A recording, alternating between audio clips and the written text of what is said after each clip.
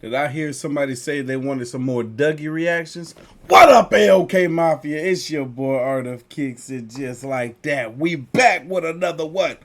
I should have took a breath trying to do that intro. I about they go passed out. Look, y'all, this video is titled "Never Trust a Stranger at Joshua Tree National Park." Mature audience only. Let's watch. Completely normal excursion. We just wanted to see Joshua Tree. We didn't expect any of this to happen. I never expected these type of people to be at a place like this. And when I finally saw this thing and I saw what they were actually doing, I could never look at the place the same. I'll be quick. If you're ready to suspend your disbelief and become fully immersed in today's adventure, you've found your new favorite channel. We post once a week, but there's plenty on the channel to binge. So if you're ready, like the video for good luck because you're gonna need it. And make sure you subscribe so you don't miss any uploads. Enjoy the show.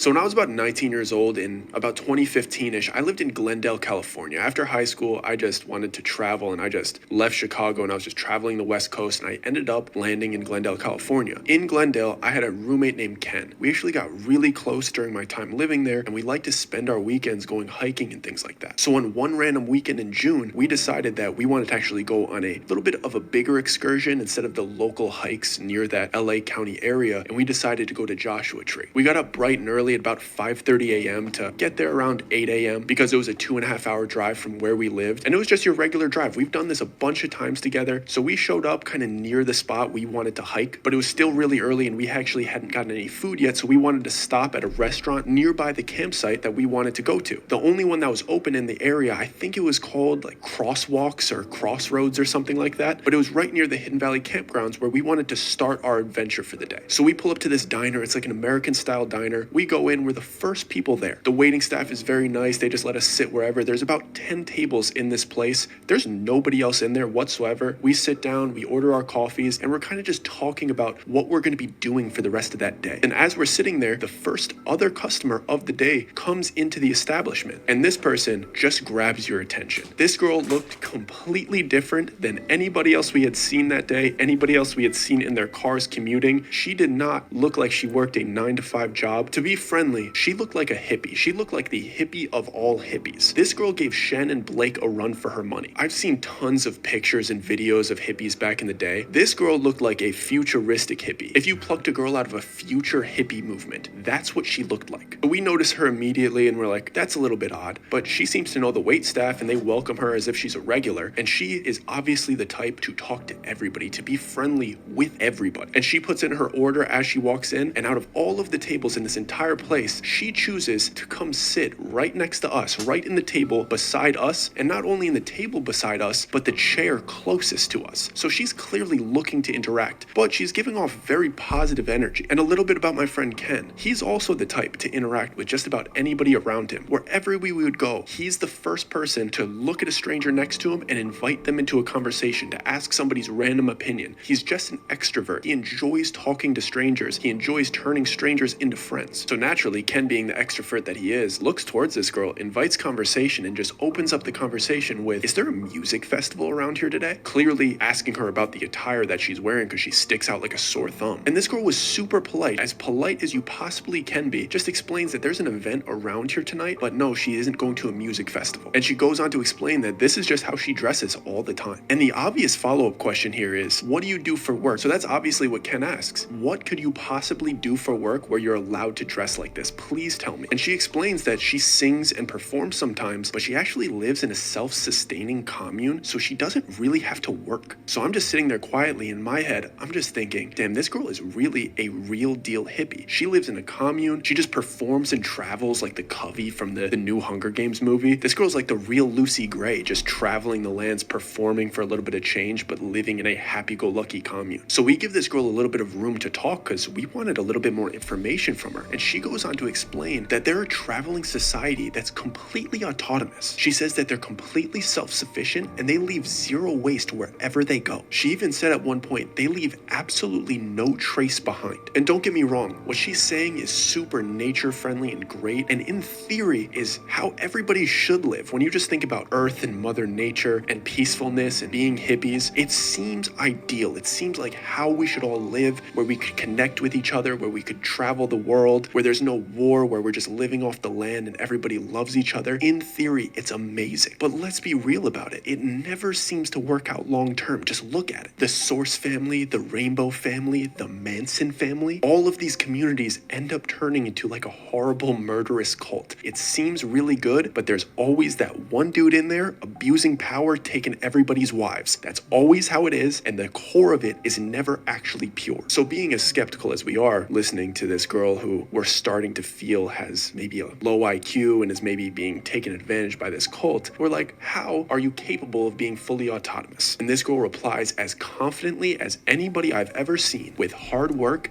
and help from above. And then she turns the tables on us and starts questioning us a little bit and asks us, what are you guys doing out here? And our answer was simple. We're not from this crazy commune community. We just have regular jobs and we're out here enjoying the weekend. And we tell her we're just adventuring during the day and we're stargazing at night, because that's all we were really doing. And this girl was already very friendly and bubbly, but she seemed extra excited when we said that we were interested in stargazing. She seemed to get a little bit more interested in what we were saying and really wanted to connect with us on that point. And she just excitedly starts asking us things like, have you seen our beautiful galaxy from out here? And then she was asking about specifics and if we knew about this galaxy, or have you seen the Milky Way from here? She seemed to know every detail about what was above. She seemed to talk about the stars and space like it was the love of her life, like it was everything she's alien she ever thought about. And we just let her know that we hadn't seen it and we couldn't connect with you on that level, but that's half the reason we're out here, because where we're from and where we stay, we can't even really see the stars because of all the light pollution. And then she just continues to go on this rant about how it's the most amazing thing that we will ever see. And then she kind of goes into her theory about why they cram us into cities, because they don't want us to see the vast beauty that's above us, because they want to keep us distracted and they want to keep our eye level down, looking at the ground, pulling up our bootstraps and just working for wealthy elite people, where we never get to look up at the sky and see the immense beauty that's above. We're just sitting there listening to this girl talk, and then she starts talking about her community and saying that it's her community's dream to eventually be able to travel the stars one day. So she really is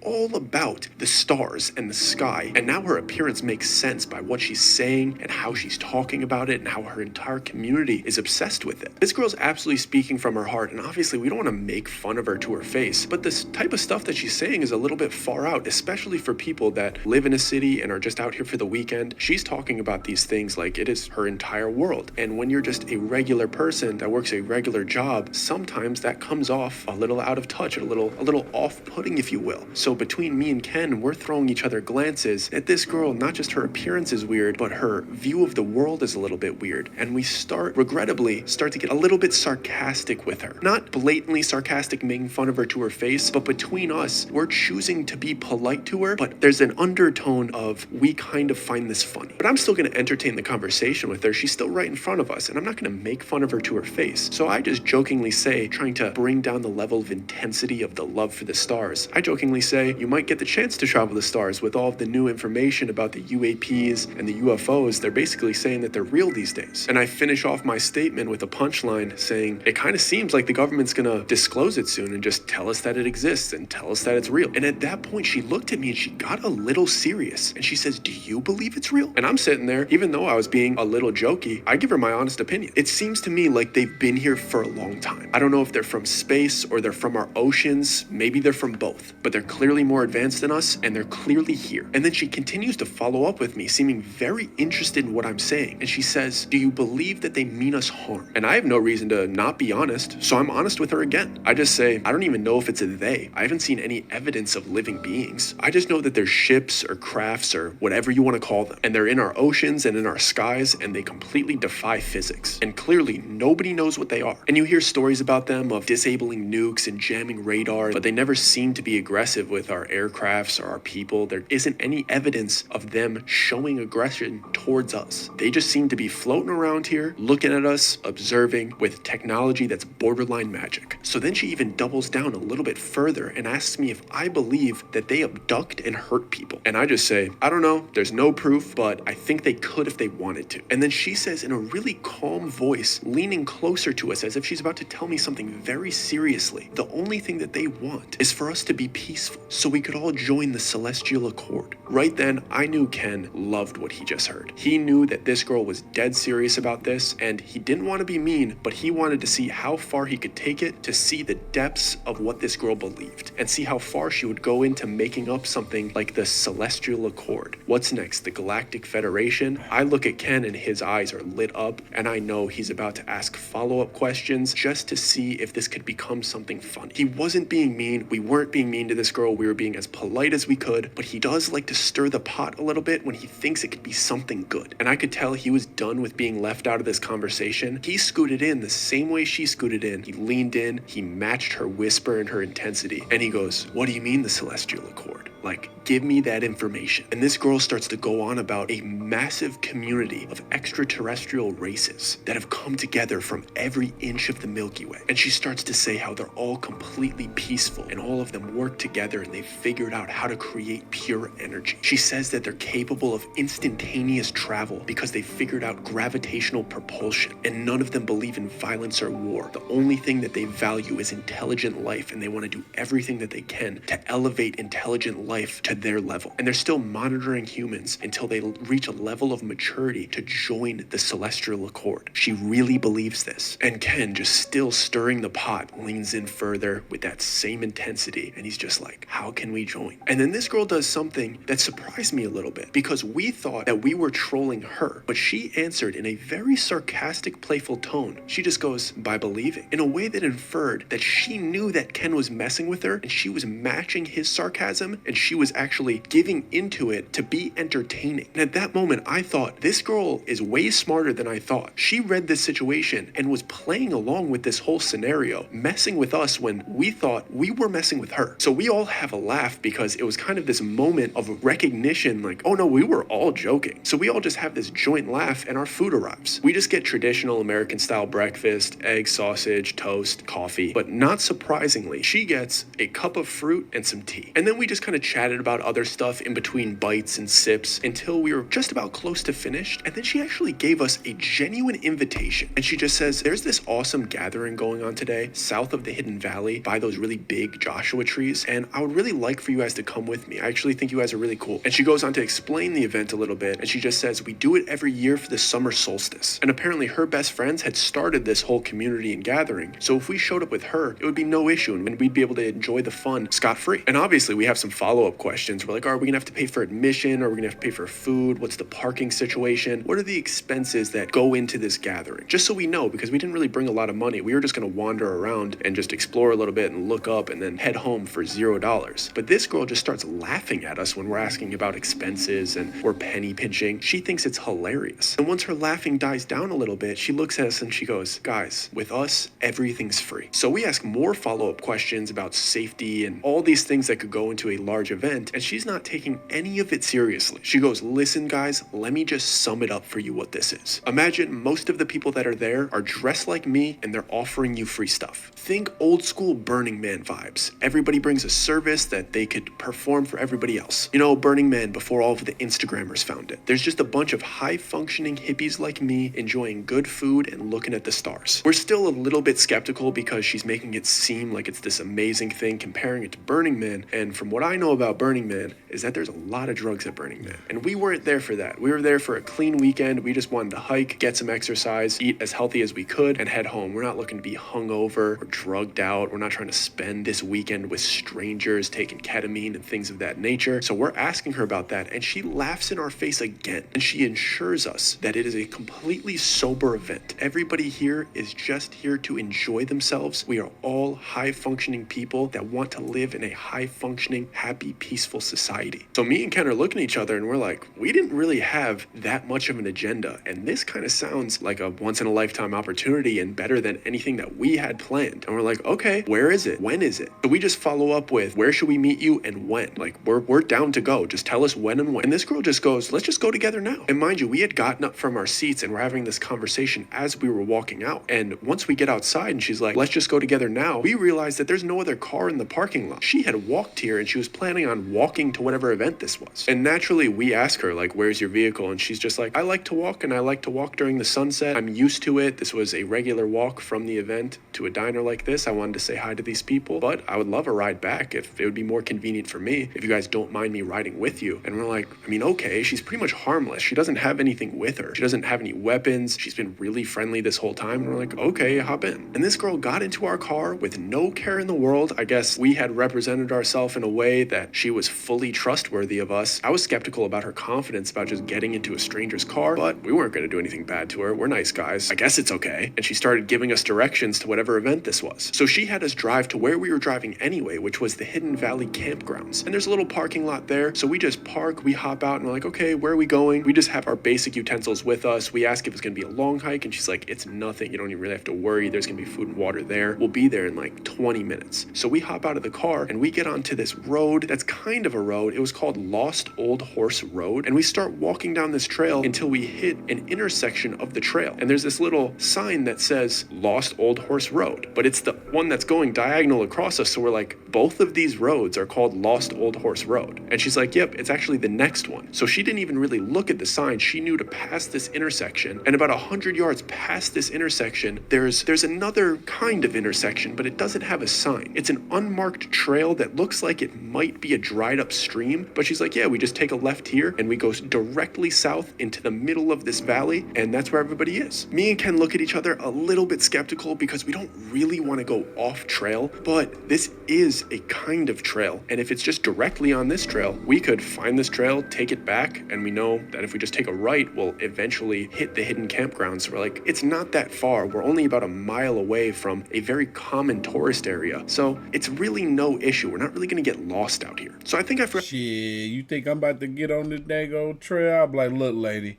this is where we depart. You go ahead and go about your business.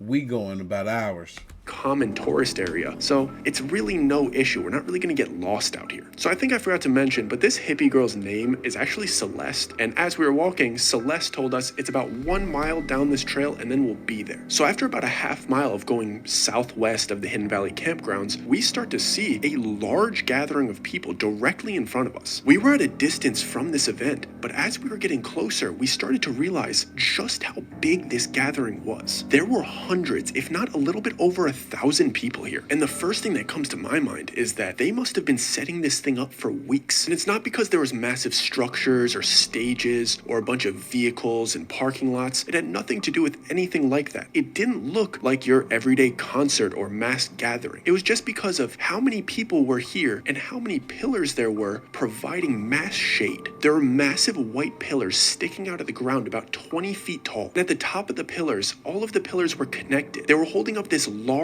tarp canopy that provided the entire area with large chunks of shade. And as we're getting closer, this place is looking like a bustling city under this makeshift canopy. It reminded me of a combination of the Quidditch World Cup, a Bangkok wet market, and like she said, kind of like Burning Man, what you see in pics. I've never been. And right as we're walking up, we start to get stragglers coming from the large group greeting us. And it is all love. These people are so nice, so sweet, so welcoming. They're just greeting us, introducing themselves, asking us our names, and just providing us with what seemed like homemade jewelry, just giving us gifts. And obviously we accepted some of these gifts because it was better to throw some stuff on because we stuck out like a sore thumb. Most of these people looked like Celeste. They were absolute hippies and we were looking like amateur hikers. As we're putting on some of these new accessories, two people came up to us and they're holding this big, extravagant flower necklace, and they start putting one on me and Kent. And the first thing that I thought as they're putting it on, I just duck my head to accept this extravagant flower necklace, and I'm like, this feels like arriving in Honolulu when they're just putting these flower necklaces on you as if you're a VIP guest at an extravagant hotel. But Celeste immediately interrupted it and started taking the necklace off us, getting in between us and them. And I think they misinterpreted who we were and there is a VIP guest showing up. But she just goes, they aren't vessels, they're potential seekers. I didn't really know what she meant, but I was kind of pissed because those flower necklaces would have been an amazing souvenir. The two women holding the flower necklace just went like, oops, sorry, and just went back to where they were standing before. But we had all of these other pieces of jewelry and headbands and more accessories. Me and Ken are looking around. We're like, we should probably embrace what's going on here. We should probably get into a little bit of a disguise so we don't catch weird looks. So we take off our shirts, roll up our cargo pants until they're almost like capri length. We put on the bracelets, necklaces, headbands, so we blend in properly. And I'm not gonna lie, with the outfit change and all of the new accessories, we looked like we were ready for an EDM festival.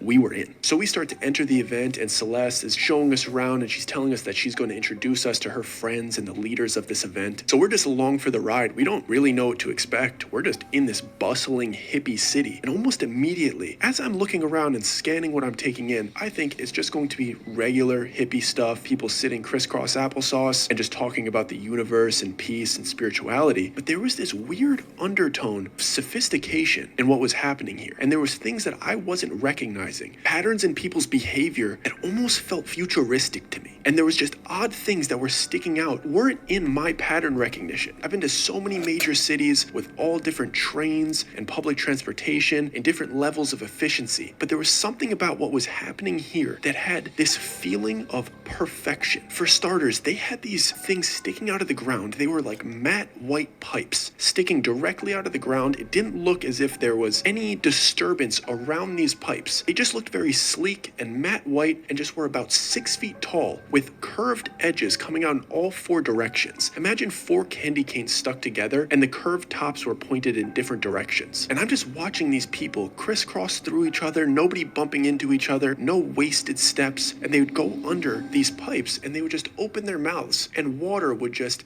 perfectly go into their mouths and they walk away. And all of these people are using this device as if it's completely normal. And I've never seen anything like this before. I've seen the ones you put your water bottle in under it and it's a motion sensor and it fills up your water bottle. I've seen the ones where you click the button and it does a water fountain into your mouth. I've never seen ones that are just perfectly out of the ground, sleek, clean. You step under it, open your mouth, get a dollop of water and then just move on with your day. Nobody's in line, nobody's bumping into each other. When they approach this thing, it takes 1 second. They walk up, open their mouths, swallow, walk away, next person. So I asked Celeste what that thing is, and she just really calmly goes, oh, that's a groundwater spile. She explains that they're easily installed and they just reach down to find groundwater so her people don't go thirsty. And it dispenses exactly how much you need without wasting a drop. And we didn't even have time to digest the information that she just gave us about this piece of technology that seems groundbreaking to me before we get to the next insane section, the food section. And I'd never seen anything like this place. There was this strip of land that was a completely different color than the surrounding area. We were basically in the desert, so all of the ground is like a very light brown, almost beige. But this area that seemed to be the size of about 5 single-family home lots was like a rich, dark brown, and it just looked like fertile soil, lush with life. And there's just all sorts of fruits and vegetables growing out of it. It didn't make any sense to me. And then right at the edge of these lots, there just seems to be 2 very sleek, nice tables with 4 men serving fruit and vegetable bowls. And it seemed to me as if people were just going and harvesting their own fruits and vegetables, whatever they wanted, and then bringing it up to these men to prepare for them. And then after these men were finished perfectly carving and cutting whatever fruit and vegetables that they would want, they would just pick it up with their double knives and put it into the person's special bowl. And I say special bowl because after I saw the first person get their bowl, I realized that the man's bowl was attached attached to him like a satchel, and it just had a leather strap going through a wooden bowl. And I looked around and I realized everybody, including Celeste, was carrying around their own personal bowl. And they all had their own eating utensils as well. And it was as if they were just so efficient that they only used their own personal bowl every single time they ate, so they would actually leave no waste. And I kind of thought that was absolutely genius. And as we're walking past the men that are working at the tables, I'm inspecting them because this is such a bizarre, unique experience. I need to see how these guys are capable of doing this. And their knives are very old school. Imagine like an old school butcher. They're really nice. They're nice and sleek. They're really coordinated with them like a Benihana's worker. They're very high level, but they look old school. They look kind of hippie with it. But then I noticed something about the garbage can that they're using right next to them. It doesn't match what they're doing. It doesn't match the vibe of harvesting fresh fruit, cutting it with old style knives, putting it into a wooden bowl. This garbage can looked sleek and futuristic, and the top of it had the same matte white that the groundwater spile had. This thing was shaped like a boiling flask, where it has like a long thin neck, but then the bottom is kind of bulbous. And the bottom of this thing was completely transparent like it was glass, but the neck of it was that same matte white. And when this man would have scraps left of whatever he cut, if it was the rind of a watermelon, the seeds of a pepper, whatever it was, he would scrape it into the top of that thing. But instead of seeing the pieces of that fruit or vegetable go into this transparent bulbous bottom, the scraps would go in the top, and then like a brown liquidy sludge would go into the bottom. But you didn't hear any sound from it. It looked as if it was juicing the rinds of the fruit or the core of the fruit or the seeds, but it wasn't blending or juicing it because that would make a sound. It was almost as if it was immediately turning it into this brown sludge. So again, I turned my attention to Celeste and I'm like, what is that thing? And in the same very casual tone, as if this is everyday stuff, she just says, that's how we handle our waste. That right there is a rapid bioconverter. It turns waste into fertilizer in just a little over an hour. And then she gestures to this beautiful lush garden in the middle of a desert, and she goes, that's how we're able to grow food wherever we travel to. We could just pause. Wait a minute, hold on. Does this turn waste into like fertilizer? Are they also putting their human extremities in there too? do it very quickly. We could turn any dirt into fertile dirt within a couple days. And then she adds something else. She goes, TMI, our restrooms actually do the same exact thing. So all of our waste is actually converted into fertilizer and nothing goes to waste. How is she acting like this is completely normal? How is everybody here acting as if this is completely normal? This is groundbreaking technology. The spile is one thing, but a rapid bioconverter that turns all waste into fertilizer within an hour, that's not something that goes unnoticed. I'm looking around for Elon Musk because I'm thinking this is his secret community, but I'm having all of this information hitting me at once. Her answers are so casual and kind of vague that I'm just a little bit overwhelmed with everything that's going on. And we eventually get to her little campsite where all of her friends are sitting around. And again, these people are so welcoming and so friendly, just like everybody else here. At this point, I want to talk to Ken privately because I'm so confused as to what is going on. But right when we reach this new friend group of hers, Ken just seems to embrace them. Because they're really nice, but I was so confused as to why he was embracing this situation with such a lack of skepticism. He was just talking to everybody and being outgoing, which I've seen him. He does that. That's his personality. That's why I like him. But there was something going on here that wasn't sitting right with me, and the guy that I showed up with is acting as if this is completely normal, so I have to act like it's completely normal. So I'm just kind of standing around like a wallflower. I'm being friendly to everybody, but I'm letting Ken take the lead in all the social interactions. And he just has this way of getting people to start talking with his natural aptitude for follow-up questions. And he's just going on for hours talking to every single person here about their origin story of how they got here. And everybody had something very similar about their 9-to-5 that they left, their mundane life that they left behind to join this amazing, immaculate community. At this point, I'm over here trying to figure out why is it that the friend is sounding or seeming so accepting of this situation that they've been brought into. And I'm thinking, and knowing Dougie and the way he tells his stories, this is his friend's way of almost creating this sense of comfort within this community so that they can trust him. Like he's building trust by making it seem as though he's accepting of this strange lifestyle that they have. And the more information the more he builds the trust, the more information he can find out. And I know he's curious. He's like, why is it that you guys are here? What life did you leave behind to come to this, and why is this better? I know how Dougie be telling these stories now. Mundane life that they left behind to join this amazing, immaculate community. All of the origins seemed very similar. They seemed like people that were very lonely in their lives. They were bored with whatever profession that they were in. They went on a weekend excursion somewhere. They met somebody like Celeste, and they convinced them to come to a gathering like this, and they've been here ever since. And all right, pause. Now, this is actually, this reminds me of what cults do. And unfortunately, I feel like it's a bit too easy to be indoctrinated into a cult-like society because of the fact that so many people live unfulfilled lives, unhappy lives. They're doing things that they have to do just to get by. And if you can shine a light in their eye and show them that they can have something different,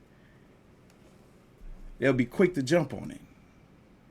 Obviously, everybody had a slightly different origin, but the core elements of all of their origins were eerily similar. I heard about 15 over the course of like 5 hours. So once we got to know everybody and their origins, the conversation started to turn more sophisticated, and people were talking about what they studied before they were here and their morals and what they were looking for in life. And we realized what Celeste was saying about this group wasn't a lie. Everybody here was highly educated. Everybody here was completely sober. Everybody here had the same goal of reaching the stars, being such a high-level person that as a community, we would be allowed into the celestial accord. And it was odd because everybody was so friendly, so smart, so hardworking, but they all had a common goal that was, might I say, out of this world. But everybody was acting like it was completely normal. And this went on for a couple more hours. And it's not like we weren't having fun. It's not like the conversations didn't have substance. It's not like this wasn't a beautiful day with amazing food and all the water you could drink and all of the personality that you could take in. It was a good time, but the underlying feeling of this place is that there was something off because the goal of the place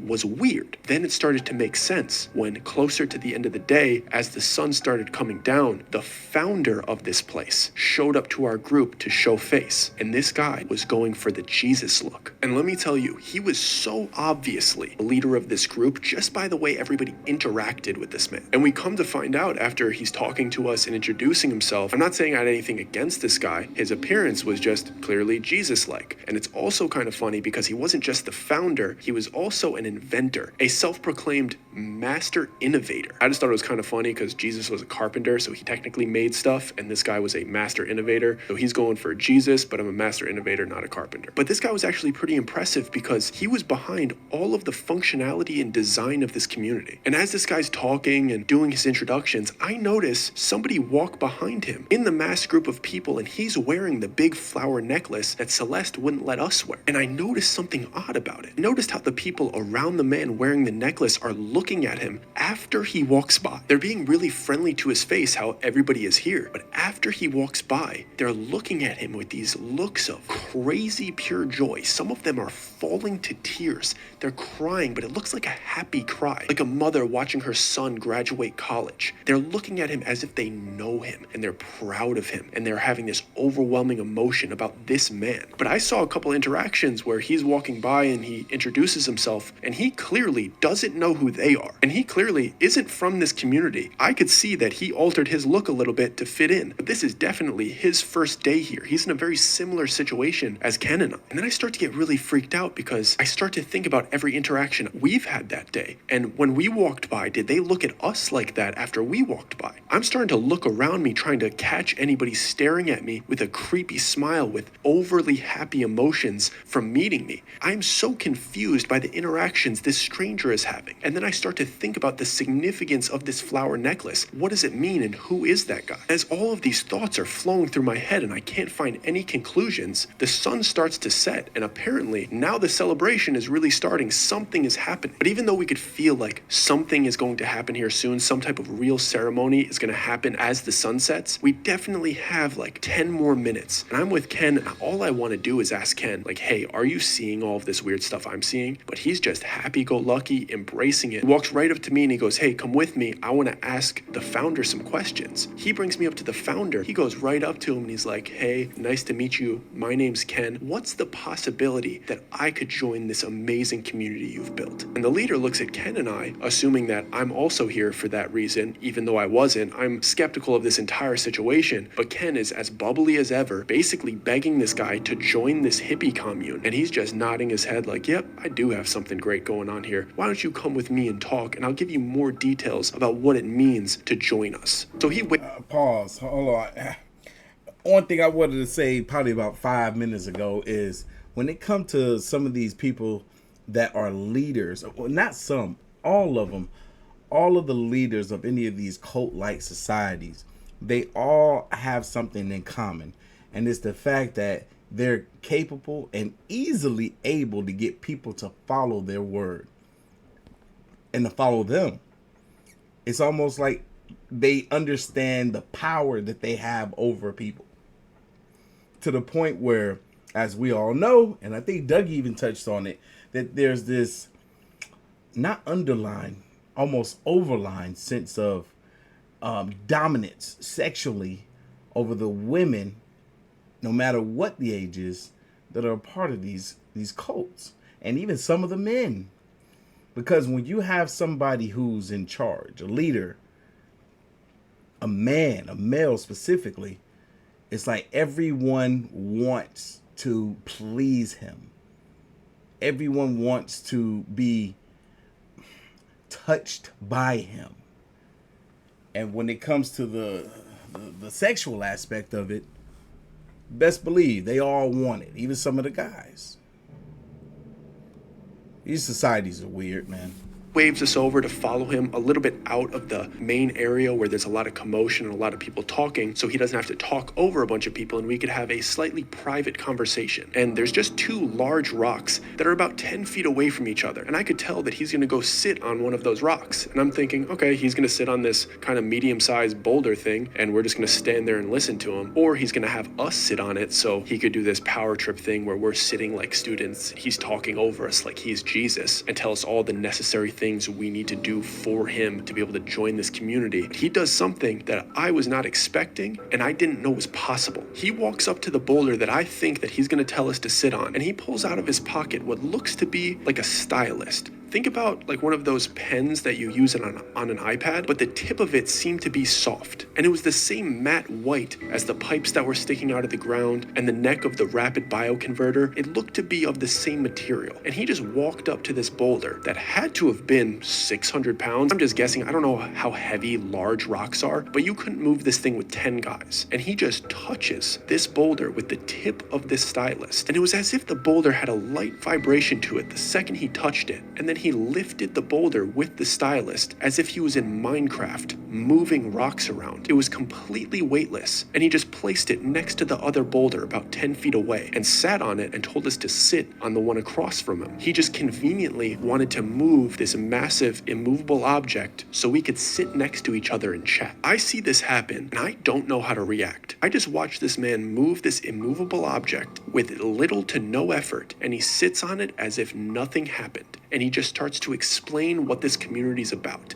And I just have to sit there in total shock and just listen to this dude talk. And part of me was thinking, was this the turning water to wine moment that is actually going to make me listen to this guy? I glance at Ken to see if he's as shocked as I am about what we just saw, but he's just standing there giddy, ready to hear what this guy has to say. And this man opens his mouth, and it's as crazy as I thought it was going to be. And he explains that everybody here, this entire community, is here to gather to pay tribute to the Anunnaki. He goes, we all gathered here to show them appreciation for what they've given us. So apparently Celeste wasn't joking about the Celestial Accord, and he starts going on to tell us that everything that they have, all of the tech that they have, was gifted to them by the Anunnaki, and they specifically gave it to him to help humans. And it's his mission to get everybody on Earth to convert to their ways, so we could all finally join all of the other intelligent life that's teeming throughout our galaxy, that's way...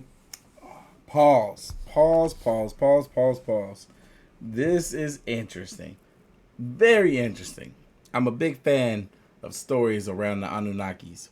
And to hear this is fascinating because let's say that for a moment that this is real, a real story.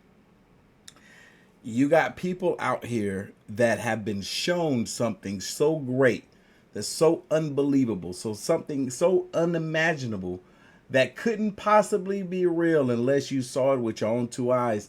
These people witnessed this thing, this magic. They were told where it came from.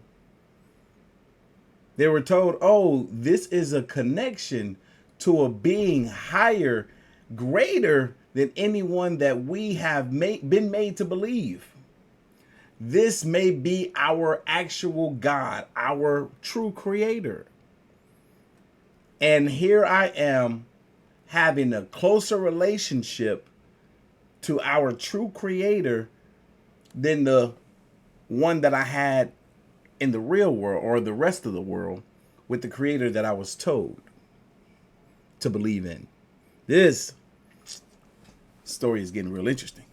Finally join all of the other intelligent life that's teeming throughout our galaxy, that's waiting for us to mature. Ken is just sitting there eating it up. I'm ready to question this a little bit, and I'm just like, why haven't you spread this tech with the rest of the world? I'm just curious. There's people out there that could probably use a groundwater spile. And I'm not gonna lie, he kind of had a point. And he just looks at me in a very understanding way. He goes, listen, I'm scared of how the government will react to what we have here. You gotta understand that people die over inventions that make industries outdated. And he explains that every year we get more tech. So right now is the time for slow growth and accumulating this technology. He tells us he has something else to show us, and he really wants us to see this. So he asks us to stand up and follow him through the gathering to about 50 feet outside of the furthest edge of the gathering. And as we're walking towards it, I realize what he's walking us up to. And there's just this massive monolith sticking out of the ground. And he walks us right up to it and gestures towards it. And he just tells us that the Anunnaki leave one of these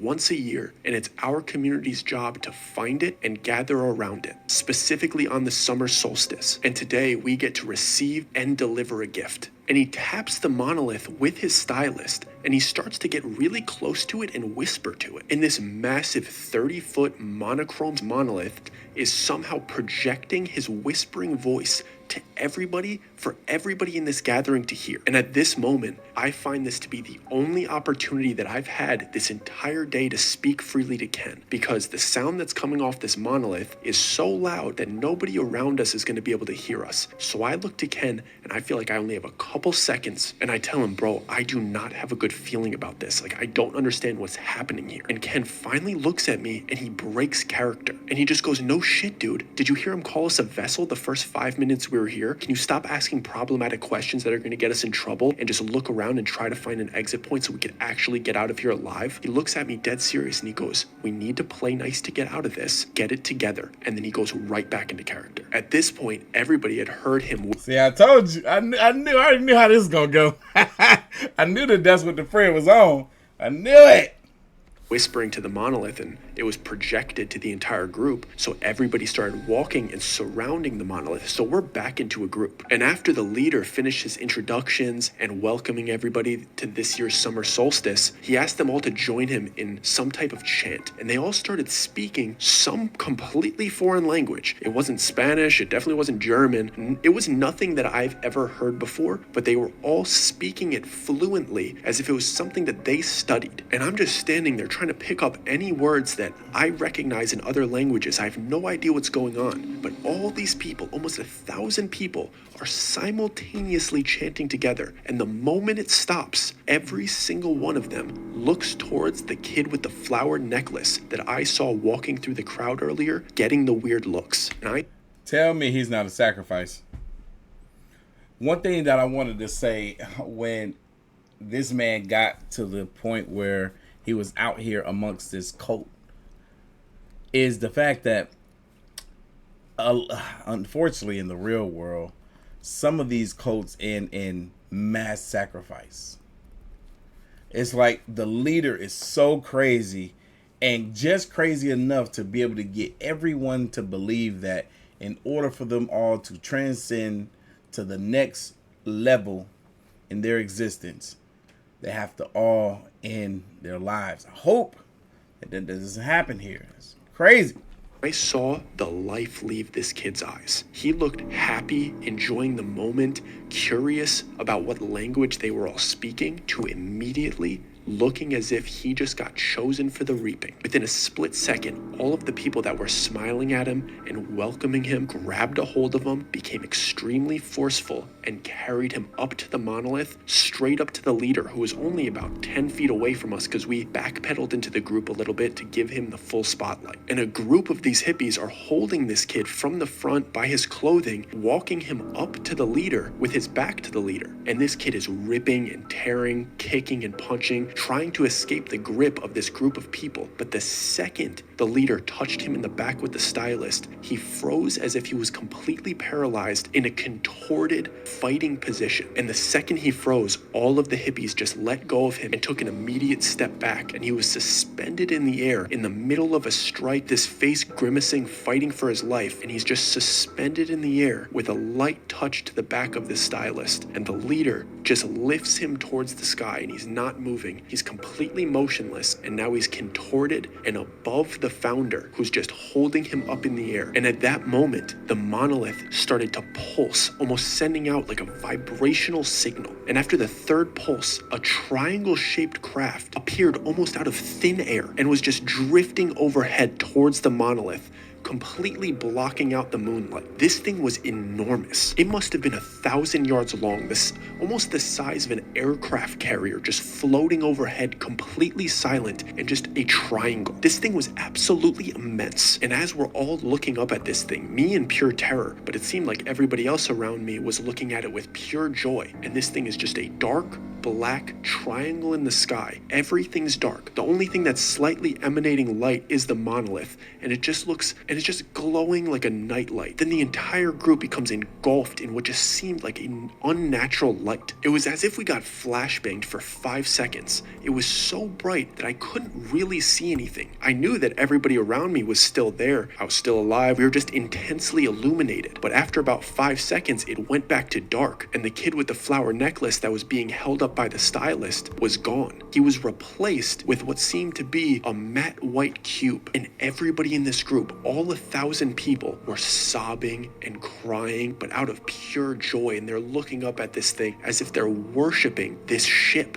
Some of them are falling on the ground, sobbing, begging to go with it. And I realized at that moment, the people that were looking at the kid with the flower necklace, they didn't just have weird intentions for him. They were envious and jealous of him. They wished that they were in his position where they got to go with whatever was above us. And at this point, the leader isn't even staying calm and composed. I see him visibly shaking by seeing this cube in front of him, and he just slowly brings it to the ground and places it in front of him and goes to his knees, and he's just holding this cube as if it is the most valuable thing in the universe. He's holding this thing like it's his prized possession on his knees, sobbing himself, and all of the people that have their hands up begging to go with this ship don't get what they want. This thing disappears as quickly as it appeared. As I'm trying to comprehend what I'm seeing and if I'm even safe in this situation, Celeste runs up to us so excited, and she's talking to me, referencing that first conversation we had about the UFOs and the UAPs and the stargazing, and she's just saying, "I'm sorry I didn't tell you earlier. I just thought you needed to see it for yourself. I knew you would love it." And she's talking about it as if it was a life-changing experience for me. She was talking to me as if she was convinced that we were staying after seeing that. And after a couple moments of this thing being gone and this hippie girl just in front of me, so excited with tears in her eyes, everybody starts to get to their feet and they're cheering and they start partying and they start celebrating as if it's New Year's Eve and the ball just dropped. And this is the biggest moment of their lives, and everybody is just filled with this intense happiness, and they're hugging and they're dancing, and people start playing music, and it becomes this massive celebration. And everybody just leaves the monolith and goes back into the shaded area to start their real celebrations. But as we're about to start walking away to follow this crowd, I look back and I see the founder is still just on his knees, but he's holding the cube, looking at it, and I could see that the top of it and the part facing him seemed to become transparent, even though the other sides of it were still matte white. He was looking at it as if he was reading something or observing something, but he was seeing whatever was in that cube. But we had to move with the herd back into the celebration. But to just go along with this party, I was going to listen to Ken. I thought that he was being silly and wasn't seeing what was going on here. But Ken, being the high social IQ man that he is, recognized the situation almost immediately and just started playing along, just so he wasn't on bad terms with anybody and that nobody would be suspicious of him. And once he said it to me, I knew that that was the best move moving forward. And I just matched his energy and I pretended to be enjoying this celebration and being a part of this community so Celeste wouldn't get suspicious and we'd be able to slip out when we had the opportunity. So after a couple hours of just enjoying this, I let Ken take the reins and he found the right moment to ask Celeste, when does this end? But he asked it in a tone that was like, I don't want it to end, because he didn't want it to come off like that. And Celeste just goes, this doesn't have to end. She's acting as if this is no big deal. If you guys want to stay from here on out, just stay. We're not going anywhere. Wherever we travel together. You could stay here forever and we'll be completely taken care of. There's no worry in the world. She actually goes ahead and says, you could let your old mundane lives die. You're safe here. And in my head, I'm like, what am I supposed to say to that? She thinks that we could just stay here. We're gonna have to run. But Ken goes, I can't just let my wife die. But he follows up with, my wife would love it here. She's been begging me to leave the city. I know she's gonna wanna come here. He laughingly said, I need to go get her. She'll love this. I know she'll wanna come back. But I love my wife and I can't just leave her in that horrible city. And what goes through my head was, wow, that's a great excuse. I don't have a wife.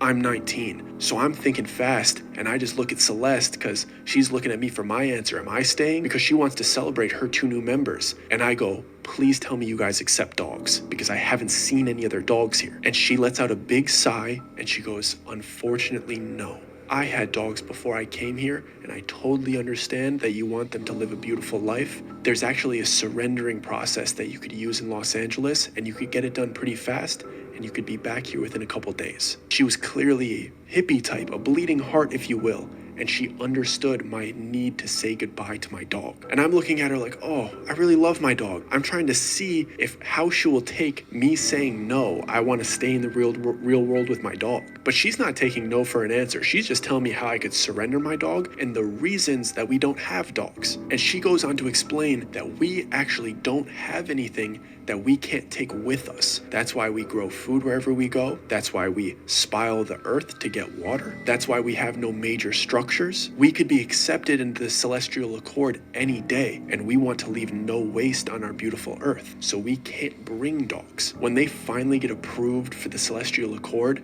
they need to be able to disappear without a trace, and they can't even leave pets behind. But she doesn't seem as if she's going to hold us hostage. She seems like she completely believes that we want to be here. We just have some loose ends that we need to tie up before we could fully commit. And she understands that Ken has a wife and I have a dog that I love. And she's willing to let us go because she wholeheartedly believes that we are going to come back. Because in her head, how could anybody not come back after what they just saw? And clearly, she's a very compassionate person based on this community and how they treat people and how they go about life. So she understands having people and animals that they love, and they're willing to let people go and tie up those loose ends before coming back and staying here forever. And she encourages us to leave right now so we could get back maybe before they leave this area, but she makes sure that she has our phone number and we have hers. And she asks for our cell phone, and she, instead of putting in her contact,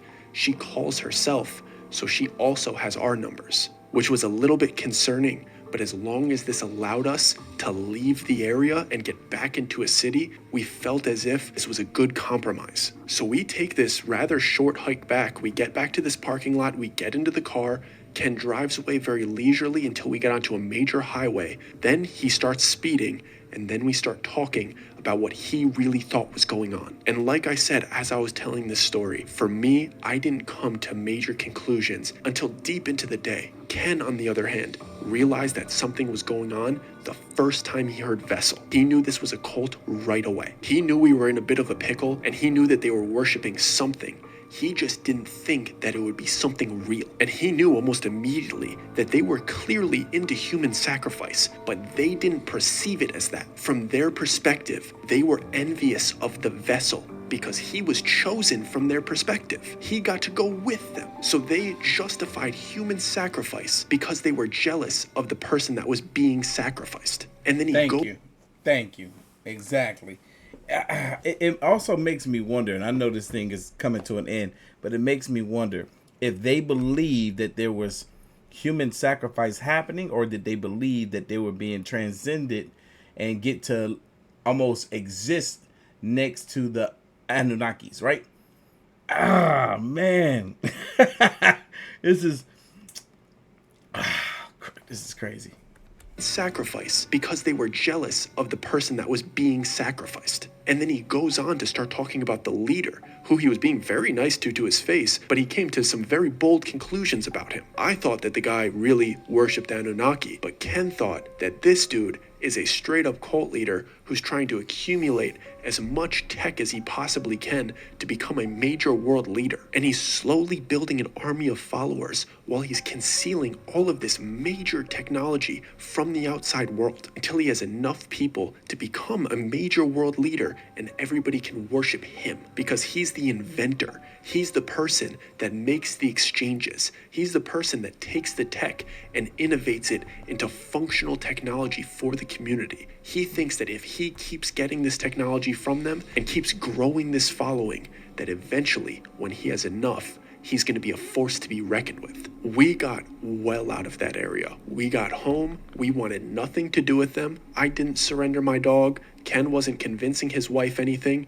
We just had that experience that we couldn't explain to anybody, and we went on with our lives, knowing that there's this galaxy-worshipping traveling cult. But we never went looking for them again, although we do get texts from them from time to time. Every year around the same time, we get texts about the new location of the monolith. And since 2015, we've gotten Wales, Utah, Romania, California, Netherlands, Washington, D.C., Finland, and I think a couple more. So whenever you see the new monolith that was just found on the news, know that there's people on their way to go make an exchange. Don't take the monoliths lightly. I hope you enjoyed this story about Joshua Tree National Park and the Anunnaki and the traveling cult. Very scary stuff. I hope you decide to subscribe, and I hope you liked the video because you need... Oh, man, hold on. How are these people traveling to all these different locations? How they get to all these different locations, man? I would almost think that the spacecraft would have to teleport them there somehow. I don't know. But this has me thinking about, something that I saw or heard earlier this year in regards to the reason why there's so many disappearances in just America alone, just in the U.S., in the West alone, so many disappearances of people of all ages, right? Specifically the younger ones. And the story behind it was they were sacrificed for the ones above, the aliens above, right? And this kind of had me thinking about that. I'm like, what if there is some sort of cult out here that does have a connection with the aliens? Because we've heard those stories that there are cults. It was a story that I remember somewhat recently, a few months ago, that we heard about in regards to like some police that had pulled up on some cult and discovered that they were about something that seemed extraterrestrial in nature. Like it was something with that. And it's like, oh man, hold on. What does Dougie know to be able to come up with these type of stories? Because there could be some truth to this. The idea that there's cults out here that have some sort of connection to celestial beings above, and that they feed them sacrifices. Man, oh man, oh man. This is a good story. I like this one a lot. Y'all leave your thoughts, comments, and opinions down below. The link to this video will be down in the description box and in the comment section. I'm going to catch y'all in the next one. See you.